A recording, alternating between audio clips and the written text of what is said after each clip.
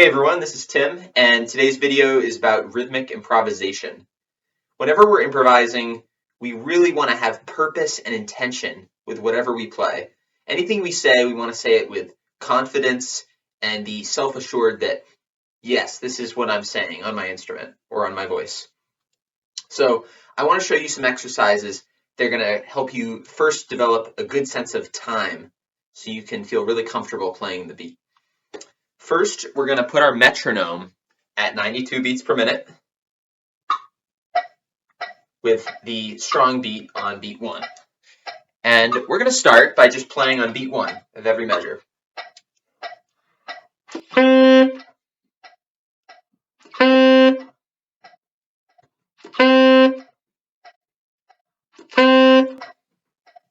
Now, let's try playing on beat 2.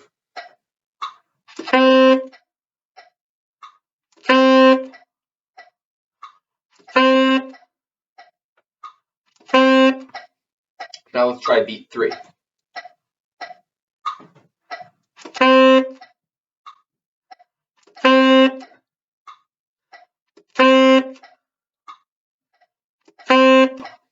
And now let's play on beat 4.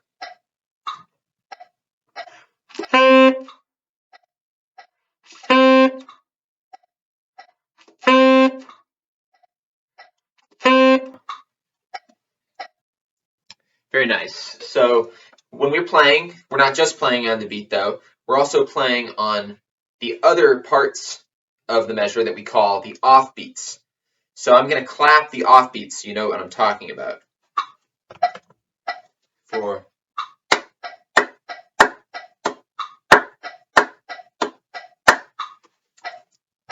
So you can tell it's anything that's not right on the beat. So let's try that same exercise, but let's play all the offbeats, starting on the and of beats 1, and then going on to beat 2, 3, and 4.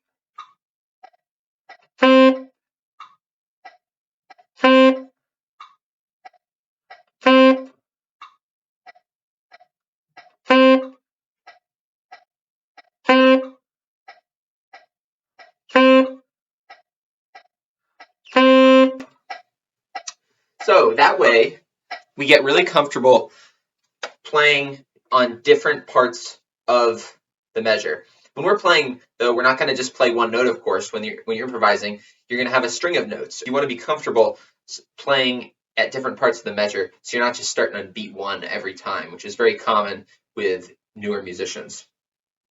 Now, another strategy to work on improvisation is to play a rhythm starting on, it can just be starting on beat 1, but then you displace it in different parts of the measure. I'll demonstrate.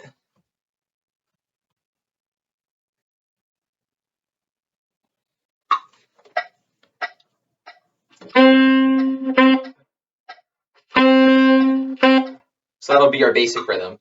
But since instead of starting on beat 1, I'll start on beat 2.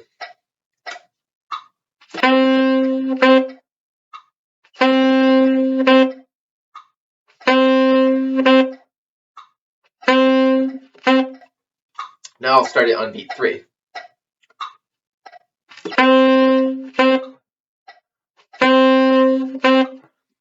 Now, I don't have to start it on the beat. I can start it off the beat too. I'll start it on the end of 2.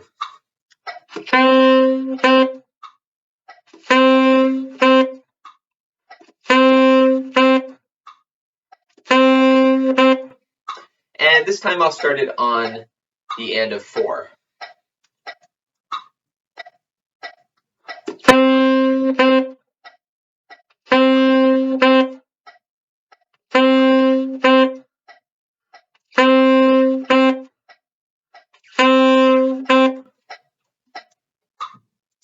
So it gets a little trickier when you start creating more complicated lines and you're mixing starting them on the beat and starting them off the beat.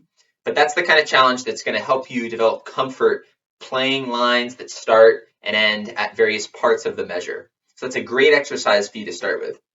Another exercise that we can do is practice our scales two different ways. One, having a rhythm that we repeat on each note of the scale. And we'll just go ahead and practice that. So we'll put our metronome on, and I'll play a different rhythm on each note of a scale.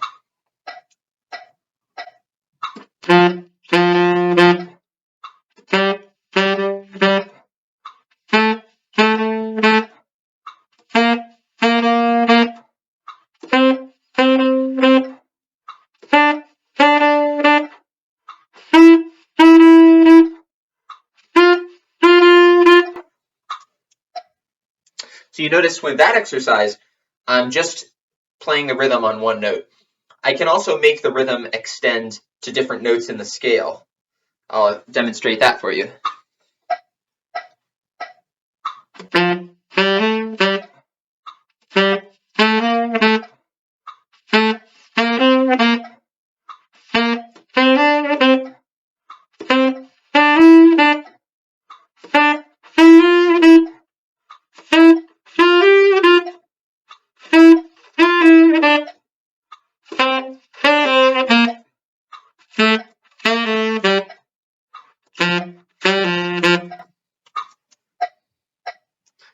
So that's a way to work on your scales, and not only are you working on the rhythms and the scales, but you're working on something called sequencing, which is playing the same shape, which is a shape is a word we use to describe a melodic fragment, and you're sequencing it or moving it up, modulating to different notes. So you notice it's the same kind of little melodic idea that I'm playing, but it's starting on different notes.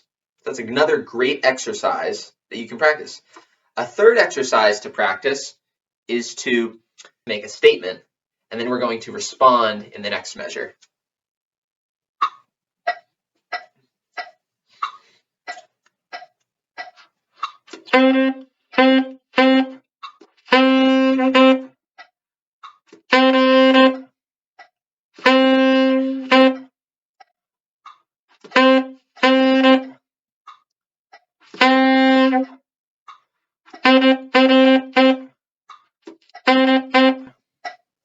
So you notice, to some extent, I'm playing something in the first measure, and then I'm responding to it in the second measure.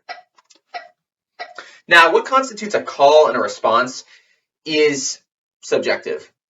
You know, there's no rules about that, but what you can imagine is you're saying something. So you could start the first sentence by saying, I like spaghetti, and then the response could be, no, that's disgusting. Now, that's the same rhythm. You could do another one that is, wow, this is fun. And then the second measure is, hey, let's party. You know, you can have different kind of different rhythms that are call and response, but just like telling a story or having a conversation, the second is related to the first rhythmically in some way.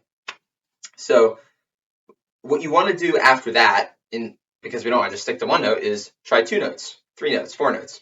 So I'm going to demonstrate that by adding a new note every couple times to demonstrate the progression that you can follow.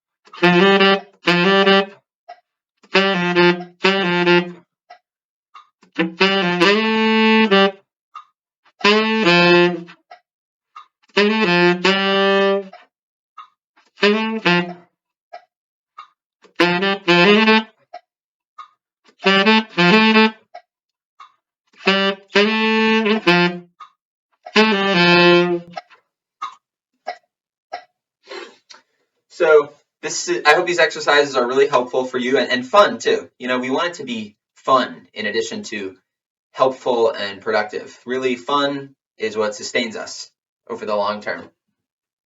So, you know, as improvisers getting later on, as you become more advanced, it can be easy to forget rhythm.